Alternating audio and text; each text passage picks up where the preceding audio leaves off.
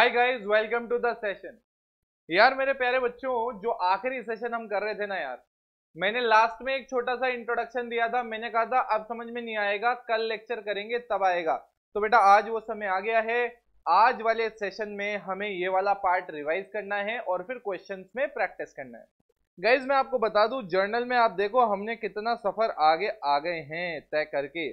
Guys हमने देखो सबसे पहले मीनिंग समझा, हमने कनेक्ट किया इसको अकाउंटिंग इक्वेशन से और क्लासिफिकेशन से, फॉर्मेट देखा।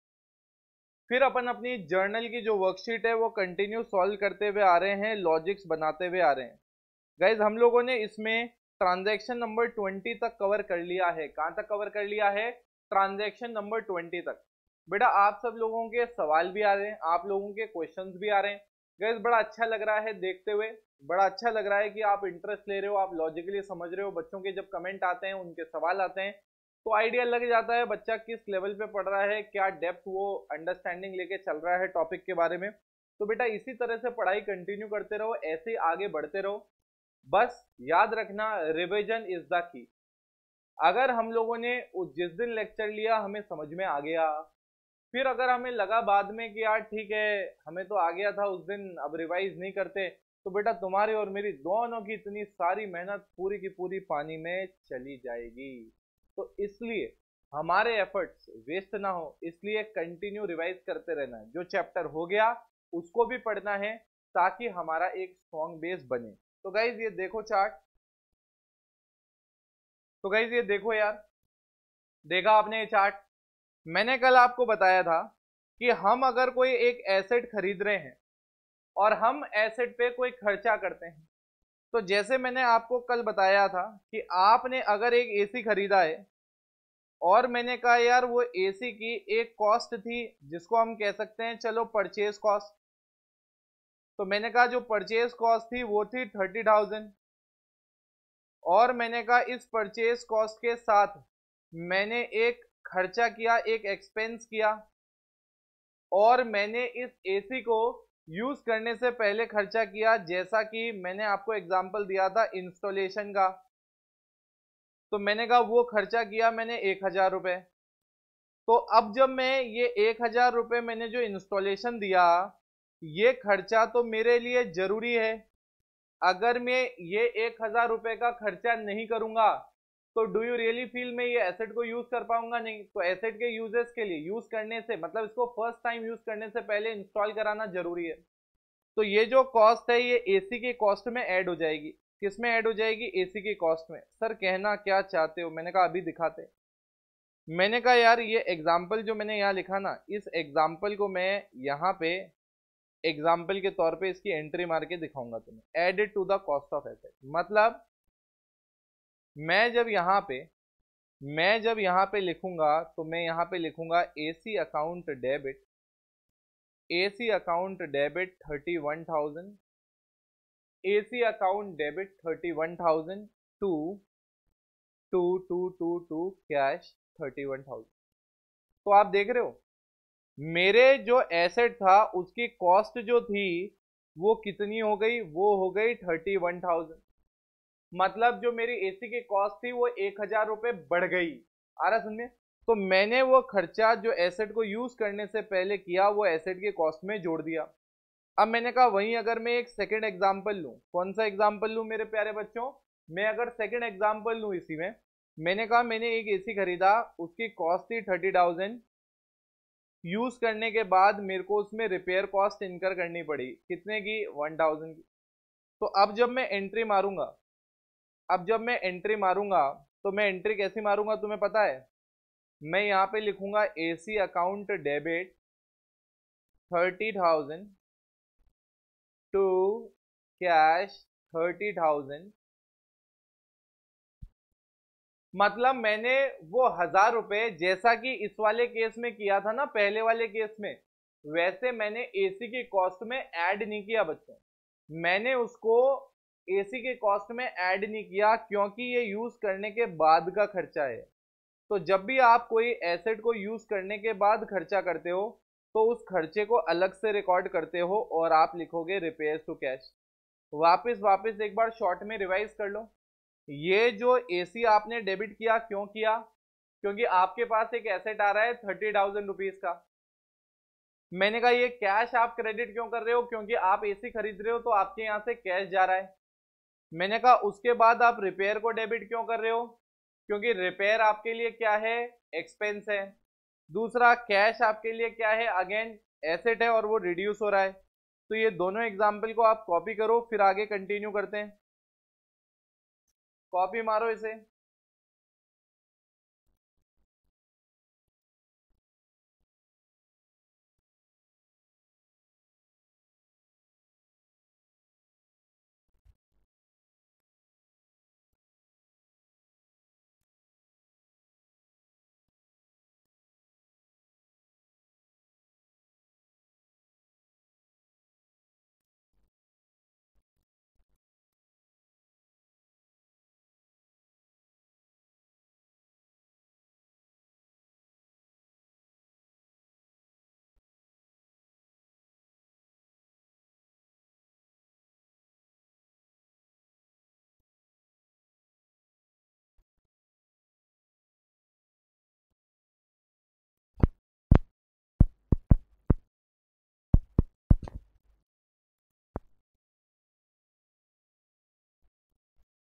यस गाइस, कॉपी हो गया ये।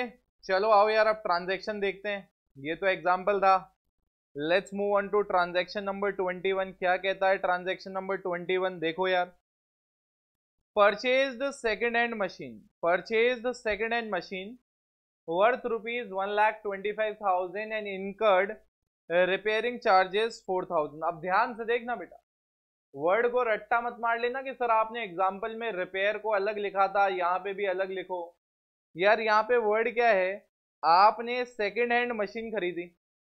अब अगर आप सेकेंड हैंड मशीन खरीद रहे हो तो ऑब्वियसली सेकेंड हैंड मशीन में तो रिपेयरिंग की जरूरत पड़ेगी यूज करने से पहले। तो इस सेकेंड हैंड मशीन पे आपने रिपेयरिंग कराई, तो आपने सेकेंड हैंड मशीन खरीदी 1,25,000 में, और उस सेकेंड हैंड मशीन में आपने रिपेयरिंग कराई 4,000 रुपए की।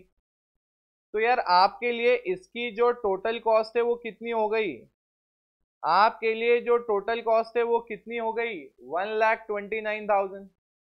तो यहाँ पे आ गए और यहाँ पे लिखा हमने 1,29,000। क्या लिखा हमने, 1,29,000। तो मेरे प्यारे बच्चों, अगर हम इसको समझने की कोशिश करें तो आपके दिमाग में सेट है मैं क्या बोलना चाह रहा हूं। मैं कह रहा हूं ये जो 4,000 रुपए है ना, ये जो 4,000 रुपए हैं जो रिपेयरिंग करा, ये हमारी कॉस्ट में ऐड होगी। हमारी कॉस्ट में क्यों ऐड होगी, क्योंकि ये 4,000 रुपए यूज करने से पहले खर्चा किया। सर कहाँ लिखा है, अरे यार अंडरस्टूड है, सेकेंड हैंड मशीन खरीदी है तो उसमें रिपेयरिंग तो होगी ना यूज से पहले, कई चीजें तो ऑब्वियस भी होती हैं, तो इसलिए ऐसा हुआ।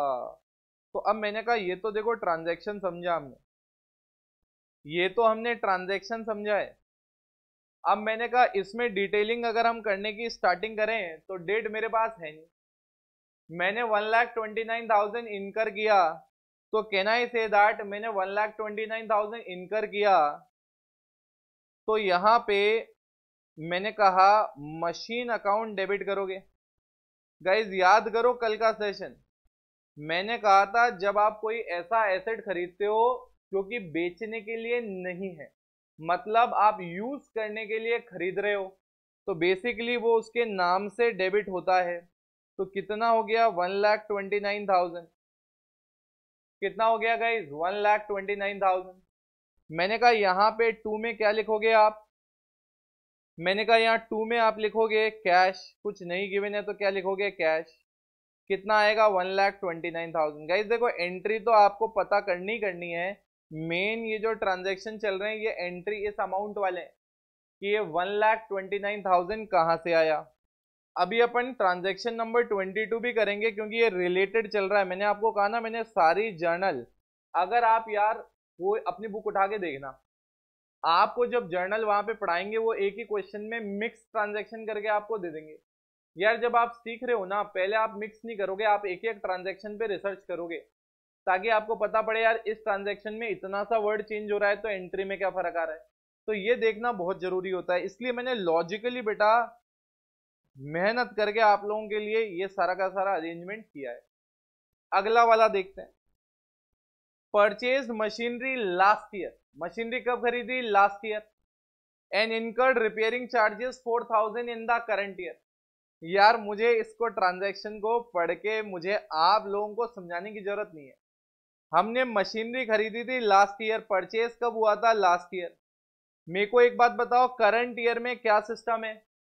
करंट ईयर में आपने इस पे रिपेयर किया, तो मुझे बताओ ना, यूज करने के बाद रिपेयर हुआ तो यूज से पहले हो गया, यूज करने के बाद हुआ, तो इसका मतलब ये रिपेयर अलग से खर्चा बुक होगा, ये कॉस्ट में नहीं जाएगा। तो मैंने कहा अब ध्यान से देखो, एंट्री मारेंगे, डेट तो नहीं पता बट यहाँ ईयर जरूर लिख देते हैं। लास्ट ईयर एंट्री क्या मारोगे? जब मशीन खरीदी थी, मशीन ही है ना। लिखो यहाँ पे एसेट का नाम, क्या है एसेट का नाम? मशीन। मशीन क्यों डेबिट हो रहा है? मशीन एक एसेट है, और एसेट आएगा तो क्या होगा? डेबिट। क्या लिखोगे मेरे प्यारे बच्चों? 10,000 लिखोगे यहाँ पे। क्या लिखोगे मेरे प्यारे बच्चों? 10,000। यहाँ क्या लिखोगे? 2। मशीन अकाउंट डेबिट टू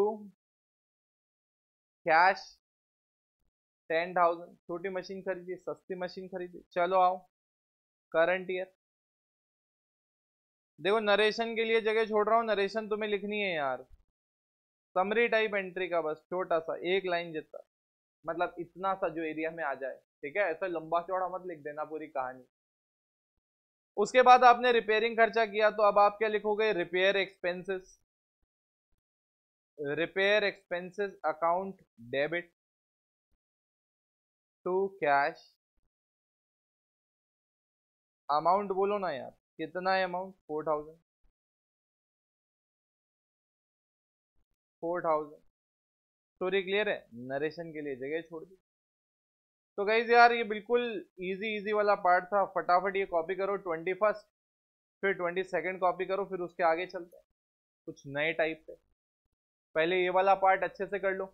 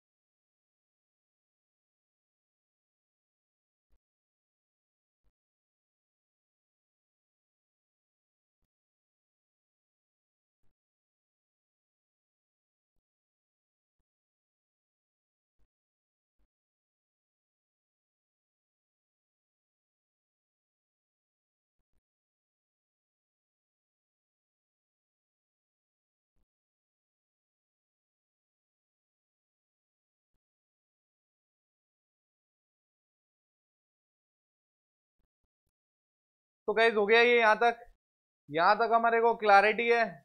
अब बढ़ते हैं आगे यार, अब नए टाइप पे आते हैं।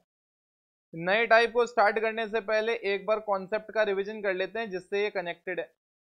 तो गाइज आई होप याद होगा, एक अक्रूवल कॉन्सेप्ट था यार, आ रहा समझ में? एक मैचिंग कॉन्सेप्ट था, याद आ रहा है? उसमें हमने ये पढ़ा था कि जब हम करंट ईयर के एक्सपेंसेस को बुक करेंगे तो हम एक्सपेंसेस पेड भी बुक करेंगे, प्लस जो आउटस्टैंडिंग फॉर द ईयर है, मतलब है करंट ईयर के बट वो आउटस्टैंडिंग है, वो भी हम बुक करेंगे। तो कहने का मतलब है जो हमारे एक्सपेंसेस होंगे वो होंगे जो हमने एक्सपेंसेस इनकर किए हैं during the year, expenses incurred for the year. आ रहा समझ में? Expenses incurred for the year मतलब जो साल के लिए आपने एक्सपेंडिचर किया वो यहाँ पे आएगा। डन है कि नॉट डन है? डन तो होना ही है। आ रहा समझ में? नहीं तो अभी अगले 3 ट्रांजैक्शन में गारंटी है सब समझ में आ जाएगा। पहले तीनों ट्रांजैक्शन को अपन लॉजिकली समझते हैं। ये देखो 1, 2 और 3 दिख रहा है, 23, 24 और 25, तीनों को अपन समझते हैं। और फिर एंट्री मारेंगे, पहले समझना जरूरी है। देखो पेड रेंट 70,000, मैंने कहा हमने रेंट पे किया, और रेंट कितना पे किया 70।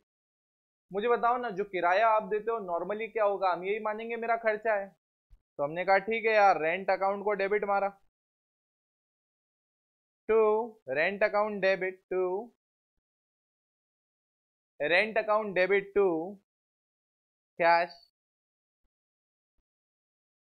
कितना है 70,000। तो गाइज ये जो रेंट अकाउंट डेबिट टू 70,000 है, क्या ये हमारे पास क्लैरिटी है इसके रिगार्डिंग? बिल्कुल क्लैरिटी है जी।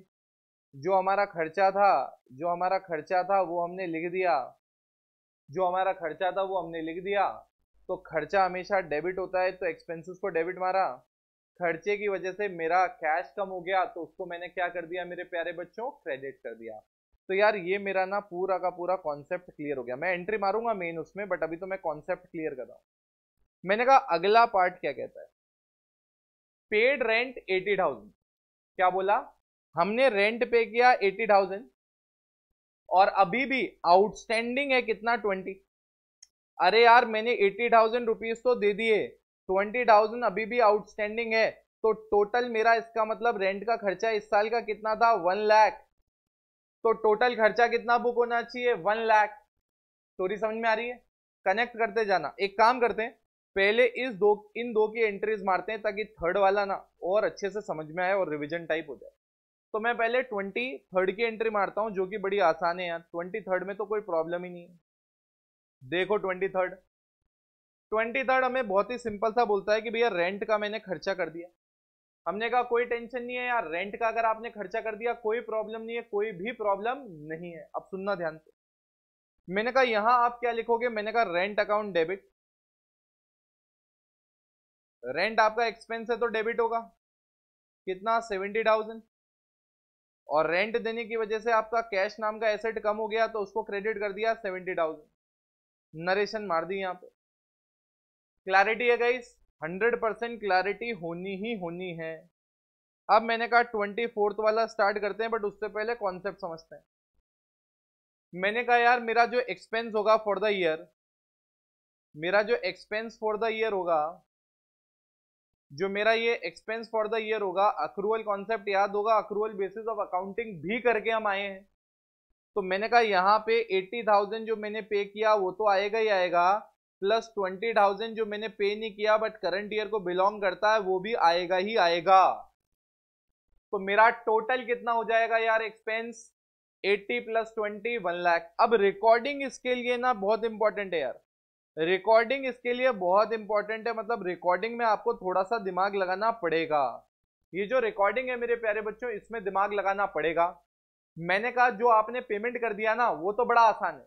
क्या बोला मैंने, जो आपने पेमेंट कर दिया ना गाइस वो तो बड़ा आसान है, बट मैंने कहा जो पेमेंट आपने नहीं किया ना उसके रिगार्डिंग है भैया सवाल।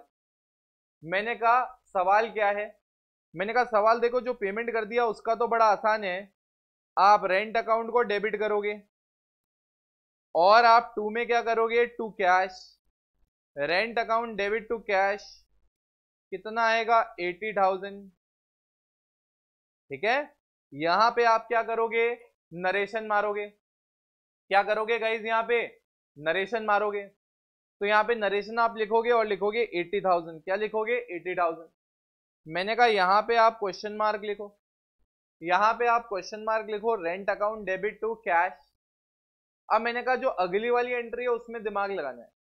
मैंने कहा देखो भले ही मैंने वो 20,000 पे नहीं किया, बट क्या मैं कह सकता हूं वो 20,000 है तो मेरा एक्सपेंस। अरे मैंने 20,000 पे नहीं किया बट वो 20,000 है तो मेरा एक्सपेंस।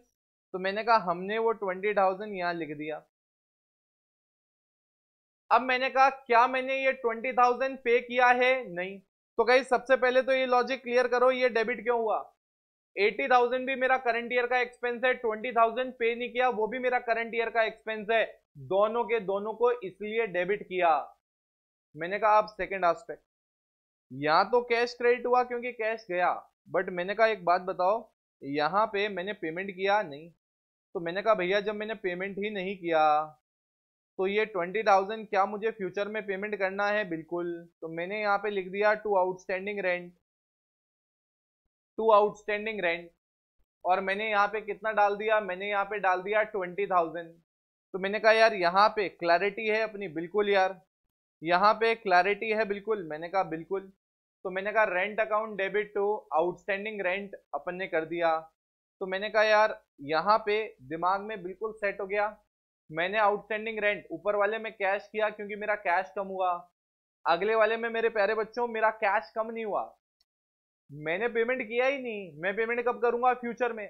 तो याद करो यार, अकाउंटिंग इक्वेशन में भी देख के आए हो ये चीज, जो पेमेंट आप फ्यूचर में करते हो वो आपकी लायबिलिटी है। तो आउटस्टैंडिंग रेंट क्या बन गई, मेरी लायबिलिटी। एक काम करो 23rd और 24th को लिखो ताकि कॉन्सेप्ट दिमाग में रिवाइज हो, फिर हम 25th करेंगे तो मजा आएगा।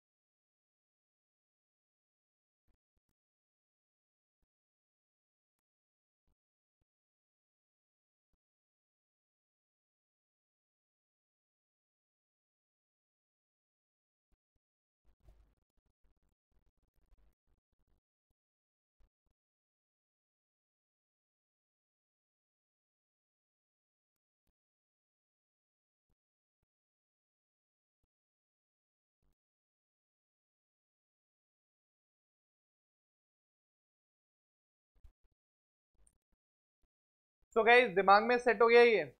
अब यार 25th देखेंगे ना मेरे प्यारे बच्चों, 25th हम देखेंगे ना अभी। तो 25th में मेरी गारंटी है, गारंटी अब आपको आ जाएगा। अगर आपको 23 और 24 आ गया तो 25th मेरी गारंटी, ठीक है।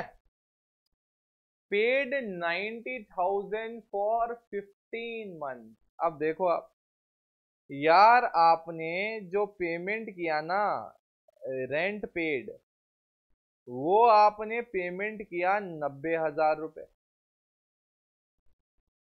अब मैं आपको बता दूं, ये जो रेंट आपने 90,000 का पेमेंट किया ना, इसमें से 12 महीने का रेंट जो है, मतलब करंट ईयर का जो रेंट है, वो तो आपका एक्सपेंस होगा यार। याद करो स्टोरी ऑफ द एक्सपेंडिचर। जो भी आप पेमेंट कर रहे हो, जिसका बेनिफिट आपको करंट ईयर में मिल रहा है, वो आपके लिए क्या है, एक्सपेंस। मैंने कहा वो जो 3 महीने का रेंट आपने दिया, जो कि नेक्स्ट ईयर के लिए है, वो तो आपको नेक्स्ट ईयर फायदा देगा, मतलब वो आपका एसेट हो गया। अरे यस के नो। अब सुनो, मैंने कहा ये जो मेरा एक्सपेंस है वो निकालना भी तो पड़ेगा। 90,000 अगर मैंने 15 महीने का पेमेंट किया, तो 90 को 15 से डिवाइड करूं तो 1 महीने का रेंट आएगा। उसको मैं अगर मल्टीप्लाई करूं 12 से, तो कैन आई से दैट मेरे पास यहाँ पे 72,000 आएगा। कैन आई से दैट जब मैं एसेट निकालूंगा प्रीपेड रेंट, तो मैं करूंगा 90,000 डिवाइडेड बाय 15 मल्टीप्लाइड बाय 3, यहाँ पे आएगा 18,000। कितना आएगा, 18,000। क्या हमें कोई प्रॉब्लम है, हो ही नहीं सकती, हो ही नहीं सकती। ठीक है, अब सुनो, एंट्री मारते वक्त एक चीज का हमेशा ध्यान रखना ऐसे वाले केस में। मैं आपको बता दूं, ये जो एडजस्टमेंट होते हैं ना, कितना करंट ईयर के लिए है, कितना अगले साल के लिए, ये रोज रोज अकाउंटेंट नहीं करता। अकाउंटेंट क्या करता है, जब पेमेंट करता है तब तो कंसोल एक एंट्री मार देता है कि भाई रेंट दिया ना मैंने, तो rent account debit to cash, मतलब वो पूरे 90,000 की एंट्री मारेगा, पूरे 90,000 की एंट्री मारेगा, पूरे के पूरे 90,000 की एंट्री मारेगा। उसके बाद में उसके बाद में जब साल खत्म होगा तब वो आइडेंटिफाई करेगा कि भैया मैंने यार रेंट कितने से डेबिट कर दिया, 90,000। कितने से डेबिट किया, 90। तो भैया मैंने रेंट को जबरदस्ती डेबिट कर दिया कितने से ज्यादा, 18,000 से ज्यादा। तो मैंने रेंट को क्या किया, क्रेडिट। अब मैंने कहा ये रेंट जाएगा कहां, रेंट अकाउंट से हटा दिया तो ये जाएगा कहां, ये जाएगा प्रीपेड रेंट में। कहां जाएगा, प्रीपेड रेंट में। अब गाइस इसी पे थोड़ा सा रिसर्च कर लो यार। कई बच्चे ये भी कह सकते हैं सर रेंट डेबिट किया 90 से, रेंट क्रेडिट किया 18 से, रेंट डेबिट कितने से हो रहा है, 72। मैंने कहा बिल्कुल ठीक है सर, प्रीपेड रेंट डेबिट हो रहा है 18 से और टू कैश हो रहा है 90 से। तो हम ऐसा क्यों कर रहे हैं रिवर्स, पहली एंट्री मार देते हैं rent account debit to cash 72, फिर मार देते हैं प्रीपेड रेंट टू कैश। अरे मैंने कहा समझने की कोशिश करो यार, तुम ऐसा मत सोचो मुझे सिर्फ जर्नल एंट्री मारनी, तुम्हें बैकवर्ड इंटीग्रेशन करना पड़ेगा। तुम्हें ये सोचना पड़ेगा बिजनेसमैन अगर ये एंट्री मारेगा तो कैसे मारेगा। अरे बिजनेसमैन जब ये एंट्री करेगा तो मैंने कहा ना, अकाउंटेंट जब पेमेंट करता है तब वो ये डिवाइडेशन नहीं करता कितना करंट ईयर कितना नेक्स्ट ईयर, कितना करंट ईयर कितना नेक्स्ट ईयर। वो ये कब करता है, एंड में। तो भैया जब एंड में होगा तो शुरुआत में पेमेंट में तो पूरी एंट्री आएगी, बाद में एंड में पता पड़ेगा रेंट में जो 18,000 है वो तो अगले साल के लिए है, तो रेंट में से हट जाएगा, प्रीपेड रेंट में आ जाएगा। अरे यस के नो, क्लैरिटी है कि नहीं है, अरे क्लैरिटी ही क्लैरिटी है। चलो कॉपी मारो इससे, कॉपी मारो इससे।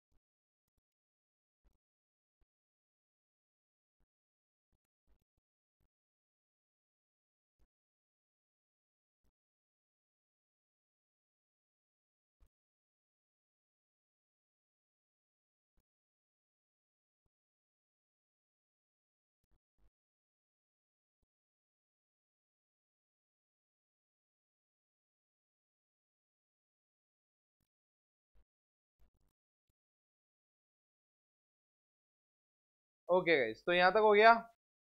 तो मैंने कहा ये है 25, 26। अब 26 बात किसकी हो रही है, 26 बात हो रही है इनकम की। यार ये तीनों जो हमने एक्सपेंस के किए थे ना, अब ये तीनों किसके हैं बेटा, इनकम के। ठीक है, डिस्कस करें एक एक। गई सबसे पहले रिसीव्ड इंटरेस्ट, रिसीव्ड इंटरेस्ट कितना, 4,000। तो 4,000 रुपए हमें इंटरेस्ट मिला, 4,000 रुपए हमें इंटरेस्ट मिला। तो मैंने कहा यहां पे यार इंटरेस्ट इनकम है, इंटरेस्ट इनकम है, तो यहां पे क्या लिखोगे,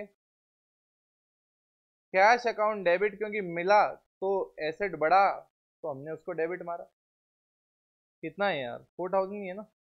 टू इंटरेस्ट, इंटरेस्ट क्रेडिट क्यों हुआ, क्योंकि इंटरेस्ट क्या है तुम्हारा, इनकम है।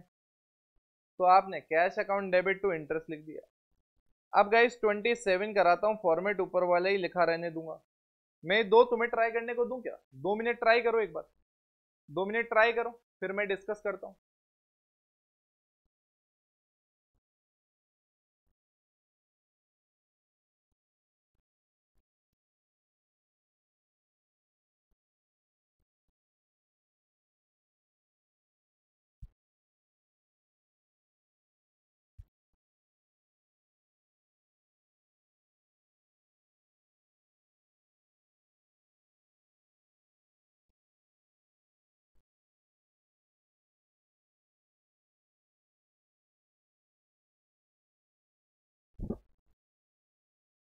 यस गाइस, ट्राई किया, सोचा थोड़ा सा। देखो अब 27 क्या कहता है, रिसीव्ड इंटरेस्ट 12,000 और अक्रूड कितना है 3, मतलब मिल गया 12,000 और अक्रूड कितना है 3,000। Now listen to me very carefully. मैंने कहा यार देखो, सबसे पहले received interest 12,000, cash account debit to interest. मैंने कहा देखो, सबसे पहले जैसे मैंने बताया, अकाउंटेंट सबसे पहले तो जब ये इंटरेस्ट रिसीव हो रहा है तब ये एंट्री मार देगा कैश टू इंटरेस्ट। फिर साल के एंड में वो देखेगा, साल के एंड में वो देखेगा कि ये जो अक्रूड इंटरेस्ट है, मतलब 3,000 का इंटरेस्ट हमने अर्न तो कर लिया बट अभी तक मिला नहीं, तो ये 3,000 भी हमारी करंट ईयर की इनकम है, तो भैया इंटरेस्ट में तो क्रेडिट होगा।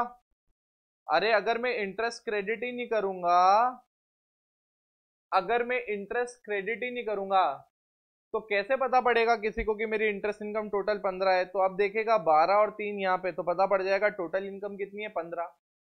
क्या ये 3,000 रुपए मुझे मिल गए? नहीं। कब मिलेंगे? फ्यूचर में। तो मैंने कहा यहाँ पे लिखते हैं accrued interest.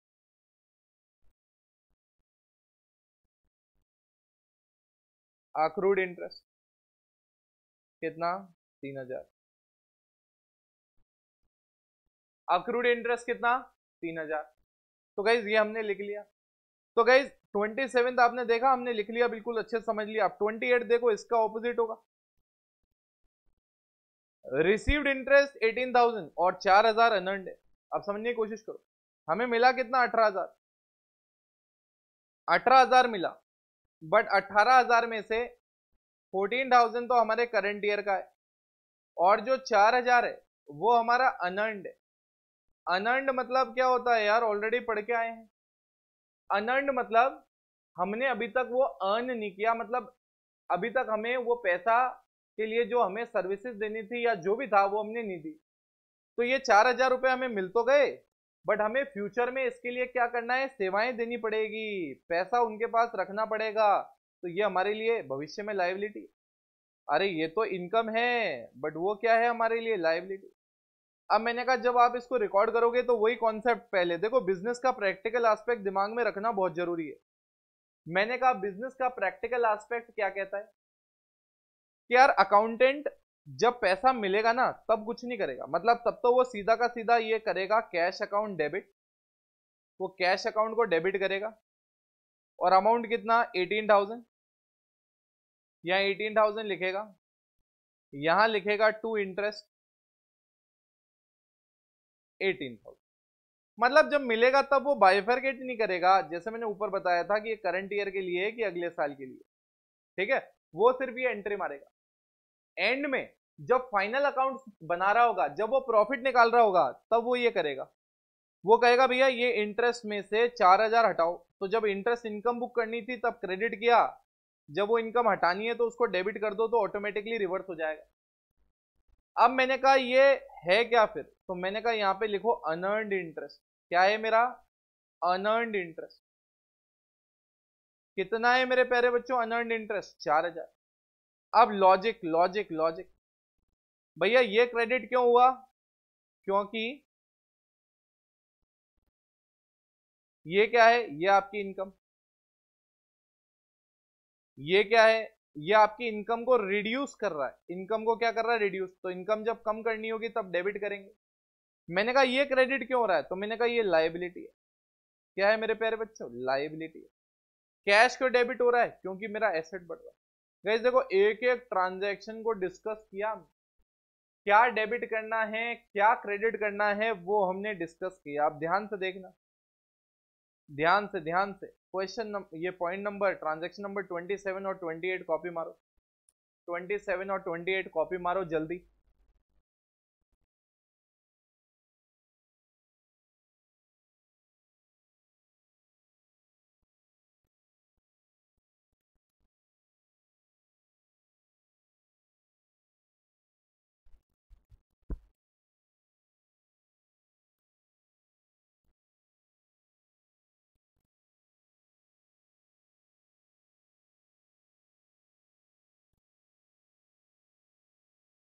Yes guys, copy हो गया? नीचे वाला पार्ट भी कर लो फटाफट। नीचे वाला पार्ट भी कर लो फटाफट।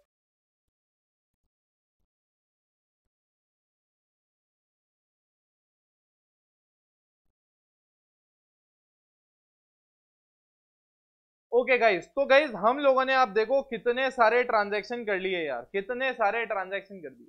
मैं आपको बता दूं, हम लोगों ने जो मेरी जर्नल की वर्कशीट नंबर 1 है, वो पूरी की पूरी वर्कशीट नंबर 1 हम लोगों ने खत्म कर दी है यार। पूरी की पूरी वर्कशीट नंबर 1 खत्म हो गई।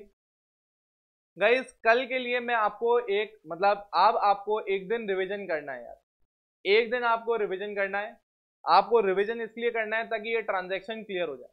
इस पूरी की पूरी वर्कशीट में क्या मिला आपको, देखो सबसे पहले कैपिटल इंट्रोडक्शन का, उसके बाद परचेज, परचेज में cash purchase, credit purchase, purchase में ट्रेड डिस्काउंट, कैश डिस्काउंट, कुछ पार्ट में कैश डिस्काउंट, कुछ पार्ट में ट्रेड कैश डिस्काउंट नहीं।